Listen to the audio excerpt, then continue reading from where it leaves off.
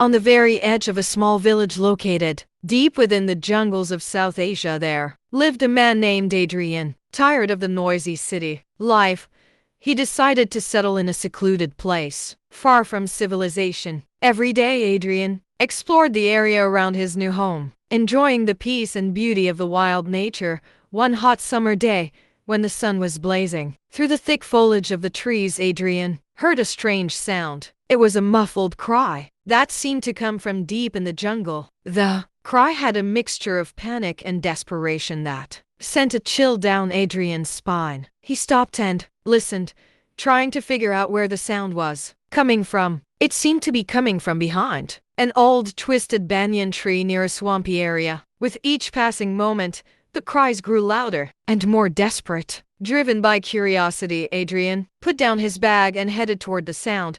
Adrian's heart was pounding with excitement as he pushed through the thick bushes. The humid jungle air made it hard to breathe, and sharp branches scratched at his clothes, but he kept moving forward. As he got closer to the banyan tree, the underbrush became thinner, and the cries grew clearer and more piercing. Finally, after pushing through the last of the bushes, Adrian saw a scene that shocked him deeply. In Welcome to Spa Stories, where the line between the known and the unknown fades, and the shadows whisper truths untold. Tonight, we delve into the primal connection between humans and animals, a bond forged in trust, sometimes fear, and always in mystery. A flooded hollow in the forest, formed by recent heavy rains, a young tiger cub was desperately struggling in the murky water. Its attempts to stay afloat were getting weaker by the second. The cub's eyes were wide with fear as it tried to keep its head above the surface of the muddy water. For a moment,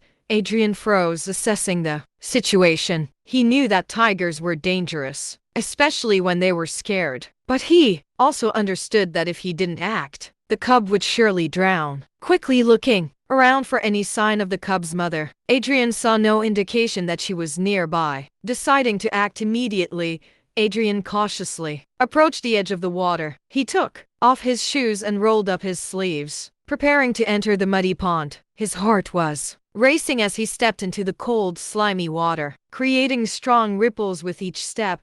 The water was deeper than it appeared at first glance. It quickly soaked Adrian's clothes and chilled his skin, but he couldn't take his eyes off the struggling cub. Slowly extending his hand, Adrian tried to calm the frightened animal with a gentle voice.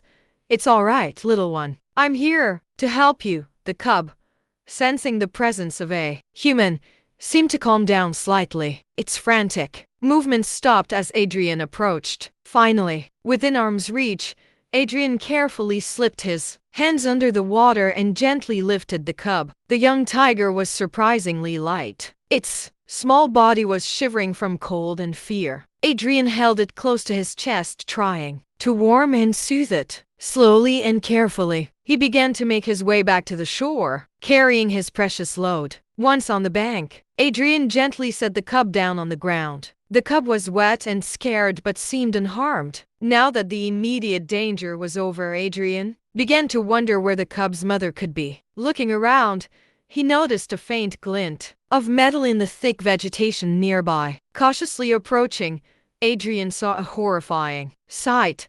The mother tiger was caught in a cruel trap. Her hind leg was clamped between the iron jaws of a trap that was chained to a tree trunk. She had been struggling to free herself, but each movement seemed to cause her more pain. Her eyes were wide with panic and despair as she tried to reach her cub. Adrian's heart ached at this sight. He finally understood why the tigress hadn't been able to save her cub. She herself was trapped, unable to help. Now her desperate growls were full of anxiety and pain. Adrian knew he needed to act quickly. He couldn't leave the tigress in such a state, but freeing a wild and wounded predator was extremely dangerous. He began to examine the trap and the lock, thinking of how to free the tigress without causing her more suffering.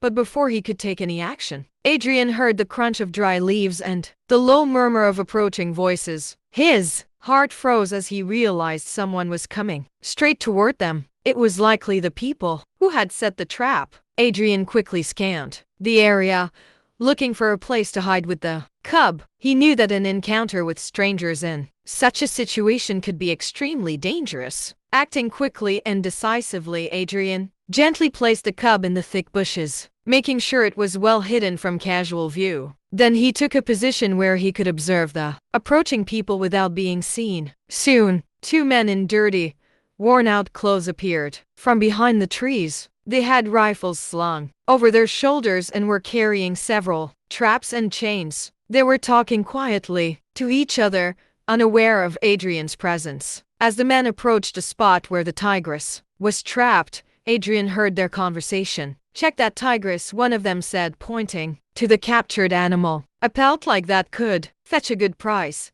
Adrian felt a surge of anger rise within him. He realized that these were poachers hunting wild animals for profit. But what could he do? He was alone and armed, and they were armed and clearly very dangerous. While Adrian frantically considered his options, the poachers drew closer to the tigress. She growled and tried to lunge at them, but the chain held her firmly. One of the men took out a set of keys, apparently to unlock the trap. In that moment, Adrian realized he had a chance. If he could distract the poachers, he might be able to free the tigress. He picked up a small rock and threw it into the bushes some distance away from where the cub was hidden. The sound caught the poachers' attention. They turned sharply, raising their rifles. "What was that?" one of them whispered. "Go check it out," the other replied, nodding toward the source of the noise. As one of the poachers went to check the bushes, Adrian seized the moment. He quickly and quietly approached the abandoned equipment and grabbed a heavy wrench, which might work to open the trap. Adrian's heart was pounding so hard it felt like it would burst out of his chest. He knew he only had a few seconds before the poachers returned. Moving quickly but carefully, he approached the tigress. The animal looked at him warily but seemed to sense that this man was trying to help her. Adrian spoke in a quiet, calming voice as he worked on the trap's lock. "Easy, girl. I'm here to help. Just hold on a bit longer." Finally, after a few tense moments, the lock gave way. The trap opened, and the tigress was free. For a moment, she stood still, as if not believing her freedom. Then, limping slightly, she took a few steps forward, keeping her eyes on Adrian. Just then, the poachers returned. Seeing the tigress free and Adrian holding the wrench, they froze in shock. But it only lasted a second. One of them raised his rifle, aiming at Adrian. "You idiot! Do you know how much that tiger is worth?" The poacher snarled. Adrian knew he was in deadly danger. He slowly raised his hands, trying to show that he wasn't a threat. "Listen, let's just walk away. No one got hurt.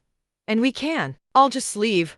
But the poachers were furious. They moved closer to Adrian, their faces twisted with anger. "You ruined our hunt," said the second poacher. "Now you're going to pay for it." Adrian realized his situation was hopeless. He was unarmed against two armed men, and there was no help coming. He closed his eyes expecting the worst, but suddenly, a loud roar filled the air. The tigress, who everyone thought had left, leaped between Adrian and the poachers. Her eyes blazed with fury as she took a defensive stance in front of the man who had just freed her.